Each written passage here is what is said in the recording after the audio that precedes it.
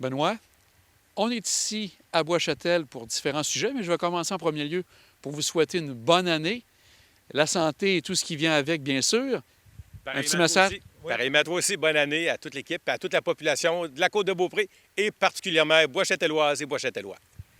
Ici maintenant, gros changement pour 2025. Vous avez obtenu avec la ville de l'Ange-Gardien tout ce qui touche les ordures ménagères, la gestion en tant que telle. Ça a commencé quand exactement? On a commencé le 1er janvier. C'est une entente qu'on a signée avec la municipalité de l'Ange-Gardien. Bois-Châtel, on avait déjà commencé en 2023 un projet pilote de 2 ans pour se desservir nous-mêmes pour la collecte des ordures ménagères. On avait eu des problèmes d'appel d'offres, on ne trouvait pas personne, donc on a décidé de procéder par nous-mêmes. Et le résultat qu'on en a conclu, c'est que c'était un succès sur toute la ligne. Ça devient de plus en plus difficile. Les employés ont un fort roulement dans les compagnies. On peut en avoir chez nous aussi, mais on garde le contrôle sur nos gens.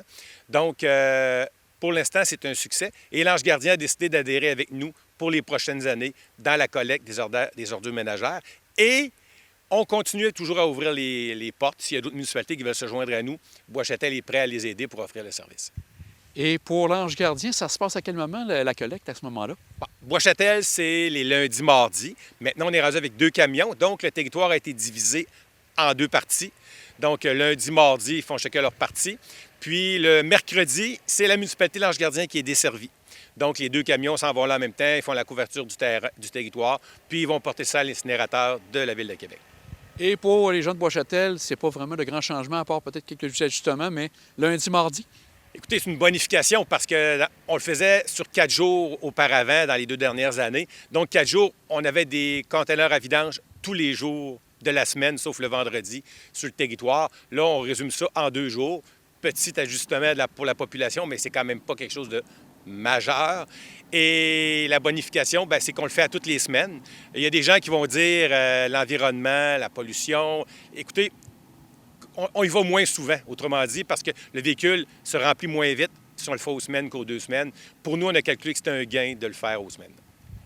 Au niveau du recyclage, ça, c'est autre chose. C'est la MRC qui est en charge de tout ça? C'est en plein ça. C'est la MRC. Là, le contrat se termine là, cette année, là, à l'entente qu'il y avait. Donc, on s'en va avec EQ. Donc, on avance là-dedans, puis ça va bien. Je vois aussi derrière un nouveau bâtiment, donc plusieurs infrastructures qui sont en train de se construire aussi à Bois-Châtel. Un bâtiment qui va servir pour ce qui se passe ici au domaine du boisé. Effectivement, c'est le nouveau bâtiment. Écoutez, on a beaucoup d'équipements, donc ça prenait une place pour les garder à l'abri des intempéries parce que notre équipe travaille des fois la nuit pour l'entretien des sentiers de ski ou de raquettes. Ça prenait une place avec un équipement et un local aussi pour les employés parce que, comme vous voyez, il y a quand même beaucoup de vie sur le territoire pour l'entretien du site. Aussi, de l'autre côté, vous en aviez parlé à l'automne, c'est tout près, je pense, justement, de l'écocentre. C'est le nouveau garage municipal qui est en train de se construire. La construction va bien, si j'ai bien compris? La construction va très bien. Écoutez, c'est cédulé pour l'automne prochain, mais moi, j'ai un bon feeling que ça va se faire un peu avant peut-être. Mais ça va être quelque chose de bien. On va vraiment avoir une bonification encore côté service parce que l'ancien garage municipal, comme j'avais déjà dit, qui était à côté de l'hôtel de ville, était désuet, il aurait même pu être déclassé. Honnêtement, c'est un garage en fin de vie qui a besoin de beaucoup d'entretien.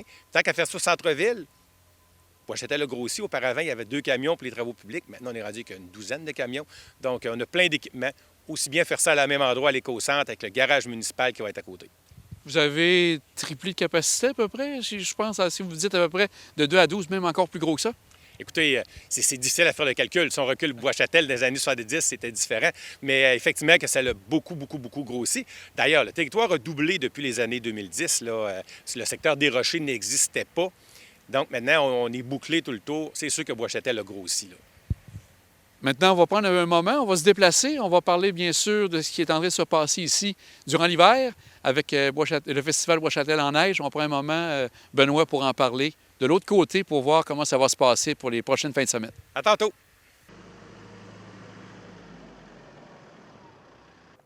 Benoît, on est maintenant ici pour parler du Festival Bois-Châtel en neige. Encore 5 grosses fins de semaine. Il y en a une qui est déjà passée.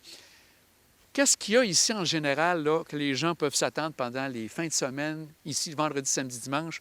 Les services de base, est-ce qu'il y a microbrasserie, food truck, etc.? J'aimerais savoir un peu qu'est-ce qui se passe ici, en général, là, à la base.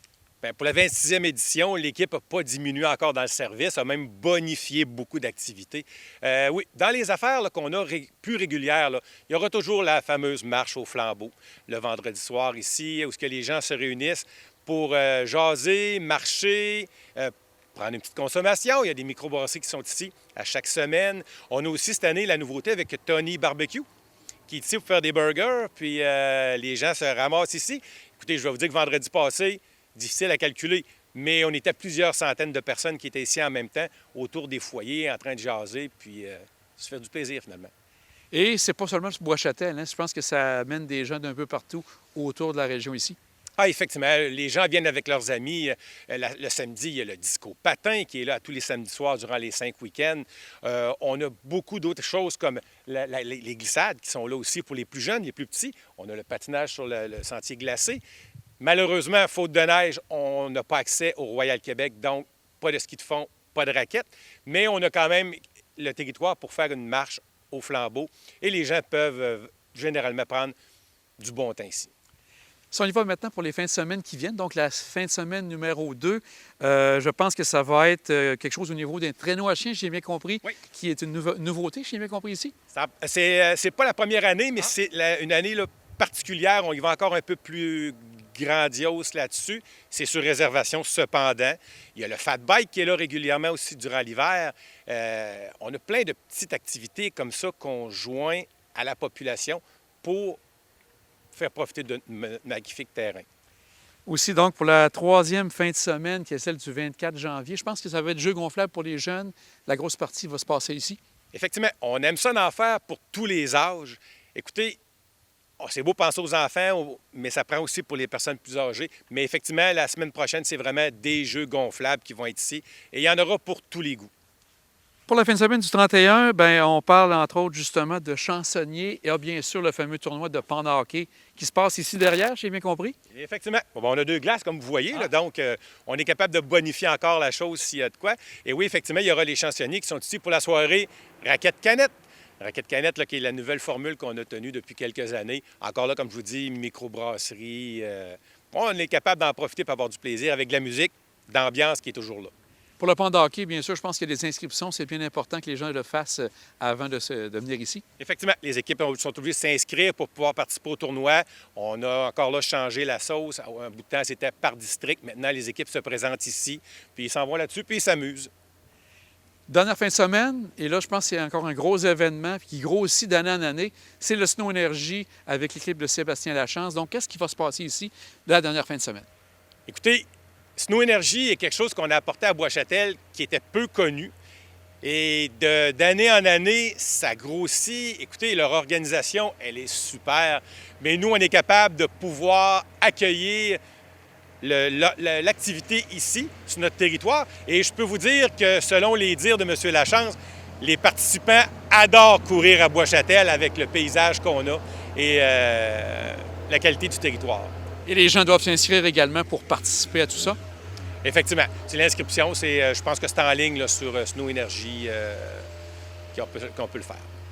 On vient voir passer la Zamboni. Je pense que ça va être un bon moment pour parler aussi d'une activité de jeunes ici à Bois-Châtel qui se démarque. Je pense que vous êtes une pépinière d'année en année. On parle de 4 à 5 jeunes qui se démarquent au niveau midget et junior. Effectivement, on a quand même 4 joueurs qui ont joué junior majeur cette année, que ce soit pour les Remparts, pour le Wildcat de Moncton ou pour Rouyn-Noranda. Et en plus, en fin de semaine, l'équipe championne féminin moins de 18 ans, Marie-Lou Grenier, qui a remporté la médaille d'or en Finlande, ce qui n'est pas rien du tout non plus, en terminant le tournoi avec 2 blanchissages en plus. C'est une fierté pour Bois-Châtel. Écoutez, j'ai eu la chance d'assister au match au Rempart le week-end contre Rouyn-Noranda. Et à la mise au jeu officielle, les 3 joueurs de Bois-Châtel étaient là en même temps. C'était quand même particulier de rencontrer les parents, pouvoir jaser avec les gens et de dire 3 gars de Bois-Châtel, là, il n'y a pas beaucoup de municipalités et de villes qui avaient la même représentation sur la glace lors du match. Est-ce qu'il y a une explication particulière? Est-ce qu'il y a un meilleur encadrement à Bois-Châtel? Peut-être la qualité de l'eau, je ne sais pas, non, sans blague, je ne sais pas. Écoutez, peut-être que les gens, ça donne comme ça. Je ne peux pas dire pourquoi, mais on en est fiers, puis on espère que ça va continuer, parce qu'il ne faut pas que ça s'arrête là. Il faut continuer à bonifier. Et le fait d'avoir des jeunes comme ça qui poussent va peut-être inciter les plus jeunes aussi à continuer et à mettre les efforts, parce que pour se rendre où sont rendus Nathan, William, Charles et Marie-Lou, il faut quand même mettre de l'effort et peut-être qu'on a la chance à Bois-Châtel d'en profiter. Puis, Bien, Benoît, un grand merci pour cette première entrevue de l'année, puis on aura sûrement l'occasion de se reparler, entre autres avec, bien sûr, l'inauguration future pour le garage municipal. Un grand merci à vous. Mais il y aurait peut-être aussi la question de parler de nos partenaires. Ah oui, c'est que vrai. je n'ai pas parlé. Écoutez, on a toujours les IGA des sources avec sa zone réconfort qui est ici. Chocolat chaud le dimanche, biscuits chauds qui sont fournis gratuitement par les IGA des sources. Et toujours la Caisse populaire de la chute Montmorency-Île d'Orléans maintenant, qu'il faut dire depuis 2025, qui est un grand partenaire de Bois-Châtel avec les tripes et tout ça pour pouvoir permettre aux gens de profiter de notre territoire. On va souhaiter que ça se passe très bien ici pour le festival encore Bois-Châtel en neige. Un grand merci, Benoît. Merci à toi.